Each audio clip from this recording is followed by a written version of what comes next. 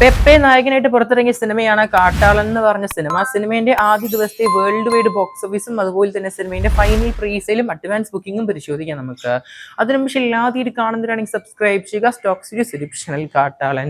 നമ്മുടെ ആന്റി പെപ്പ് വർഗീസ്, ജഗദീഷ്, കബീർ സിംഗ്, ദസറ വിജയൻ, ഹിപ്സ്റ്റർ, അങ്ങനെ നമ്മുടെ സുനിൽ എന്നിവർ അഭിനയിച്ച ഏറ്റവും പുതിയ പാൻ ഇന്ത്യൻ സിനിമയാണ് കാട്ടാളൻ എന്ന് പറഞ്ഞ സിനിമ. ആവറേജ് ആയി പോയിരിക്കുകയാണ് പടത്തിന്റെ റെസ്പോൺസ് പരിശോധിക്കുകയാണെങ്കിൽ.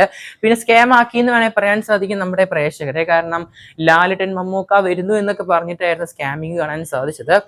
എന്തായാലും നമ്മുടെ കാട്ടാളൻ സിനിമയുടെ ബോക്സ് ഓഫീസ് പരിശോധിക്കാം നമുക്ക്. ആദ്യമേ തന്നെ നമുക്ക് സിനിമയുടെ ഫൈനൽ പ്രീസെയിൽ പരിശോധിക്കാം നമുക്ക്. അഡ്വാൻസ് കളക്ഷൻ കേരളം എന്ന സിനിമയ്ക്ക് ഫൈനൽ പ്രീസെയിലായിട്ട് 1,85,00,000 കർണാടക 16 ലക്ഷം, തെലുങ്ക് സ്റ്റേറ്റ് എന്നൊക്കെ സിനിമയ്ക്ക് 42 ലക്ഷം കളക്ഷൻ കാണുന്നുണ്ട്.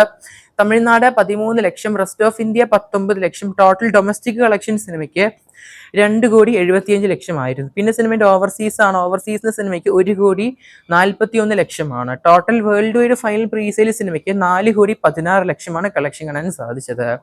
നല്ലൊരു ഫൈനൽ പ്രീസെയിൽ ഉണ്ടോ ചോദിക്കുകയാണെങ്കിൽ കുഴപ്പമില്ലാത്തൊരു ഫൈനൽ പ്രീസെയിൽ സിനിമയ്ക്ക് കാണാൻ സാധിക്കുന്നുണ്ട്.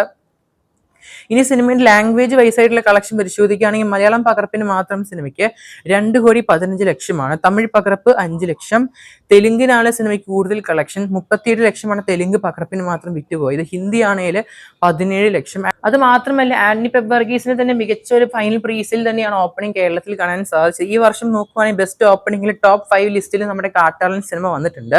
അതും വാഴ 2, ചത്താപ്പാച്ച, ദുരന്തർ, റിവെഞ്ച് എന്നീ സിനിമകൾ അഡ്വാൻസ് കളക്ഷൻ മറികടന്നിട്ട്. എന്തായാലും തലപ്പത്ത് ദൃശ്യം 3, പിന്നെ പാട്രിയോട്ട്, ആട് 3, പിന്നെ അതിരടി, അതിന് പുറകിൽ തന്നെയായിട്ട് കാട്ടാളൻ നിൽക്കുന്നത്. നല്ലൊരു ഓപ്പണിംഗ് സിനിമ കാണാൻ സാധിക്കുന്നുണ്ട് അങ്ങനെ പ്രീസെയിലൂടെ മാത്രമായിട്ട്.